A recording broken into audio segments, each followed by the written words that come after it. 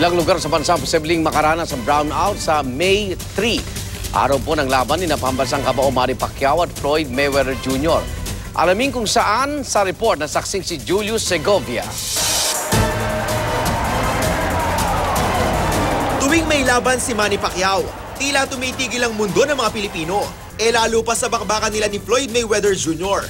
Ang tanong, paano kaya kung biglang mag-brownout sa oras ng bakbakan? Pagtitiyak ng Department of Energy, buong-buong mapapanood ng mga taga-Luzon ang laban nila dahil walang brownout sa araw na yon.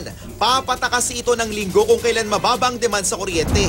Ang Visayas, naka-yellow alert pero kaya raw umayuda ng Luzon sa May 3 dahil sa sobrang reserba sa grid. Pero ibang usapan sa ilang bahagi ng Mindanao kung saan posibleng mag-brownout sa araw ng laban ni Pacman.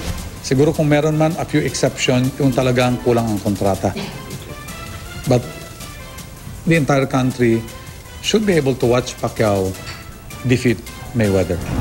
May hanggang 4 na oras pa ring salit-salit ang brownout sa ilang probinsya sa Mindanao.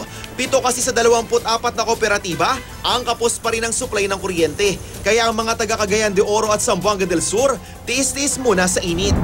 Sabi ng DOE, nababawasan ang power reserve sa Mindanao dahil nasasaid ang water supply ng mga hydroelectric power plant tuwing tag-init. Kaya ang rotating brownout sa rehiyon, posible pa raw tumagal hanggang Mayo. Ayaw namang manisi ng DOE sa nangyaring blackout sa Mindanao noong Pasko ng Pagkabuhay sa resulta ng investigasyon dahil ito sa bumigay na capacity voltage transformer. Nasa ilalim ng NGCP ang pangangalaga nito. Kahit regular ang maintenance check, hindi raw talaga masasabi kung kailan ito papalya. Pero hindi raw dapat buong Mindanao ang nawala ng kuryente kung gumana ang auto protection system. Ang nahabol talaga namin dito is how we can prevent this in the future. Okay, rather than CC. And how it can be prevented in the future is actually more stringent maintenance. Ako si Julius Segovia, ang inyong saksi.